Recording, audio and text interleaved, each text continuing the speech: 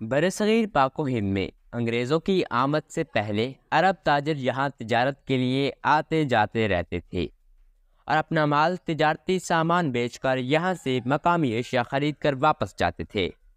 اس تجارت میں ان کو کافی نفع ہوتا تھا۔ عرب تاجر برصغیر کا سامان تجارت کی غرض سے یورپ بھی لے جاتے تھے۔ اس طرح ان کے تعلقات یورپ کے ساتھ بھی اچھے اور خوشگوار ہو گئے تھے۔ یورپی تاجروں کے دل میں یہ خواہش پیدا ہوئی کہ وہ بھی برصغیر کا تجارتی مال اپنے طور پر بیچیں۔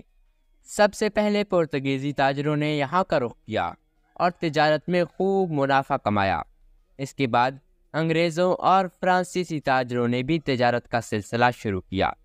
یورپ سے آنے والی اقوام میں انگریز برصغیر کی تجارت سے آگے نکل گئے اور تجارت کے لیے آنے والی دوسری اقوام کو انہوں نے پیچھے چھوڑ دیا۔ سن 1600 میں برطانوی ملکہ الزبتھ کی قانونی اجازت نامہ حاصل کر کے انگریزوں نے ایسٹ انڈیا کمپنی کی بنیاد رکھی، جس کا اصل مقصد برصغیر سے تجارت کرنا تھا، مگر انتظامی اور تعلیمی زوال کے باعث انہوں نے رفتہ رفتہ برصغیر پہ قبضہ کرنا شروع کر دیا۔ مغل شہنشاہ نور الدین محمد جہانگیر نے ایسٹ انڈیا کمپنی کو بہت سی مراعات دیں اور بہت سے تجارتی ٹیکس بھی معاف کر دیے، جس سے انگریز بہت خوش ہوئے۔ اب ان کو تجارت میں زیادہ فائدہ نظر آنے لگا۔ انہوں نے تجارتی کوٹھیاں بھی قائم کر لیں۔ جب شاہ جہاں کا دور شروع ہوا، انگریزوں نے کوشش کر کے مزید تجارتی مراعات حاصل کر لی اور ٹیکسوں میں مزید چھوٹ لے لی اور تجارتی مال پر ڈیوٹی کی شرح بھی کم کرا لی۔ برصغیر میں مغلوں کی حکومت رفتہ رفتہ بہت کمزور ہو گئی، کیونکہ اورنگزیب عالمگیر کے آنے کے بعد والے بادشاہ بہت کمزور تھے، ان کا سلطنت پہ کنٹرول نہ تھا اور انتظامی ذمہ داریاں بھی اچھی طرح سر انجام نہ دے سکے۔ اس طرح ملک میں خلفشار شروع ہو گیا۔ انگریزوں نے ان سیاسی حالات کا پورا فائدہ اٹھایا۔ آخری مغل بادشاہ بہادر شاہ ظفر بہت کمزور ثابت ہوا اور وہ انگریزوں کا مقابلہ نہ کر سکا۔ اس طرح 1857 کی جنگ آزادی کے بعد انگریز پورے برصغیر کے حکمران بن گئے۔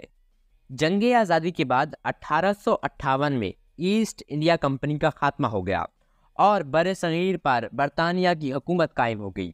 اس طرح ایسٹ انڈیا کمپنی سے تاج برطانیہ کو اقتدار کی منتقلی ہوئی۔ برطانیہ نے برصغیر پر قریباً 90 سال حکومت کی۔ برصغیر پر ایک انگریز وائسرائے مقرر کیا جاتا تھا، جس کے پاس تمام اختیارات ہوتے تھے۔ 1858 میں ایک قانون بنایا گیا جس کے تحت لارڈ کیننگ برصغیر کا پہلا وائسرائے بنا۔ اس نے الہ آباد میں ایک شاہی دربار منعقد کیا، جس میں برطانوی ملکہ وکٹوریہ کا اعلان پڑھ کر سنایا۔ اس اعلان میں اہم نکات کچھ یہ تھے کہ تمام لوگوں کو معاف کر دیا جائے گا سوائے ان کے جنہوں نے جنگ آزادی میں انگریزوں کی مخالفت کی تھی۔ آئندہ قوانین بناتے وقت برصغیر کے لوگوں کی سماجی اور مذہبی رسومات اور روایات کا پورا خیال رکھا جائے گا۔ حکومت کسی شخص کی آبائی وراثت میں مداخلت نہیں کرے گی۔ حکومت کسی فرد کے مذہبی معاملات میں بھی مداخلت نہیں کرے گی۔ آئندہ کسی دیسی ریاست کو برطانوی مقبوضات میں شامل نہیں کیا جائے گا۔ ایسٹ انڈیا کمپنی کی طرف سے دیسی ریاستوں کے حکمرانوں کے ساتھ کیے گئے تمام معاہدوں کا احترام کیا جائے گا، ان پر ایمانداری سے عمل کیا جائے گا اور امید ہے وہ بھی ایسا ہی کریں گے۔ برطانیہ نے جہاں برصغیر پاک و ہند میں ایک نیا انتظامی ڈھانچہ بنایا، جس کے تحت ملکہ برطانیہ کا عہدہ سب سے بڑا تھا۔ اس کے بعد برطانوی وزیر اعظم، پھر وزیر امور ہند اور پھر وائسرائے ہند تھا، جبکہ وائسرائے ہند کے نیچے صوبائی گورنرز اور سول سروس کے افسران تھے۔ جنگ آزادی برصغیر کی تاریخ میں بڑی اہمیت کی حامل ہے۔ اس جنگ کے بعد برصغیر میں مغل سلطنت کا خاتمہ ہو گیا اور ظہیر الدین بابر سے جو سلطنت چلی تھی وہ بہادر شاہ ظفر پہ ختم ہو گئی۔ اس کے ساتھ ہی ایسٹ انڈیا کمپنی کا بھی خاتمہ ہو گیا اور حکومت برطانیہ کے پاس چلی گئی۔